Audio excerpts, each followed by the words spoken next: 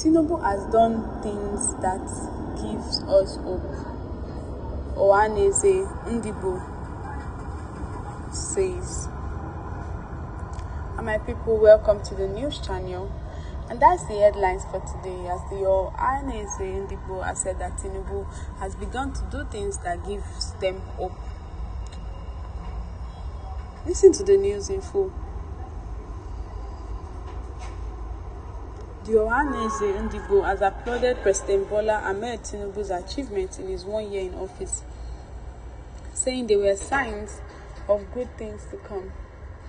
The President General of the Pan-Igbo Socio-Cultural Group, Chief Emmanuel Iwuanyanwu, who spoke in Owerri, Imo State, while assessing the performance of the President in his first anniversary in office, said Tinubu's support for the crusade against corruption, the investment inflow from his trips overseas, and his suspension of the cybersecurity levy were signs that he felt the pulse of the masses.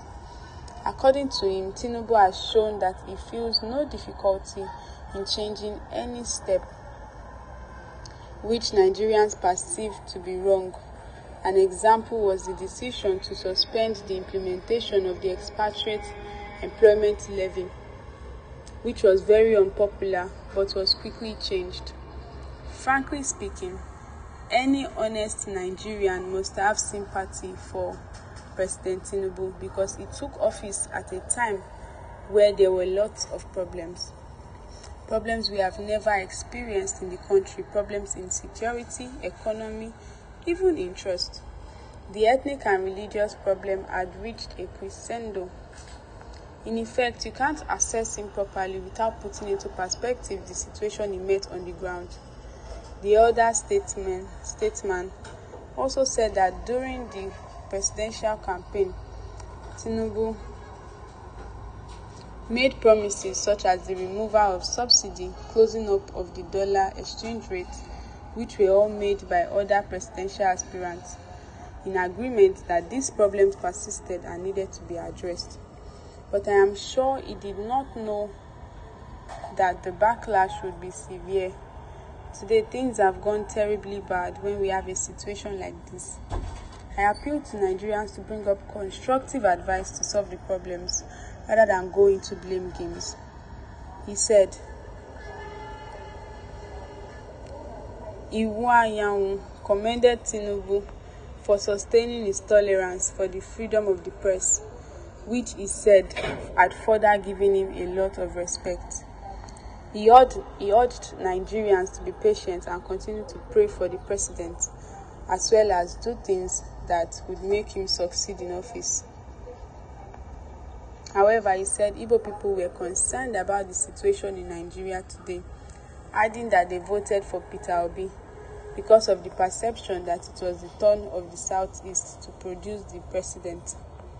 But we are Democrats who believe in Nigeria. And that is why the moment the Supreme Court proclaimed that Tinubu is the president, all Igbo everywhere resolved to support him. He said the Igbo leader appealed to the Tinubu-led administration to reciprocate the gesture by ensuring a fair deal and equity by making appointments from the Southeast zone. He also appealed to the president to look at the problem of hatred for Igbo people with sympathy. Following their stand at the last presidential election, he said that the presidential election had brewed bitterness and hatred for the Igbo people who have been at the receiving end. With the demolition of their businesses worth billions of naira across the country, particularly in Abuja and Lagos, Iwuanyanwu urged Tinubu to treat the issue of restructuring as an urgent responsibility, describing it as the only way to discontinue the clamor for self-determination, violence, and insurgency by various groups. He said that any constitution that failed to give reasonable autonomy to all the federating units would not work but continue to create problems for the people. That is why we in Ohanaeze Ndigbo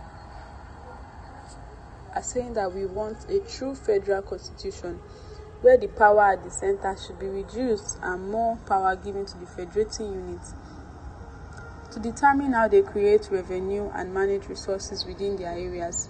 He said Nwanyanwu also opined that restructuring will further tackle security issues at the grassroots level with local council police, as well as the issues of the creation of additional local government areas. It is clear that with a strong police force at the local and state government level, it will reduce crime, insurgency, and create more peace, he said.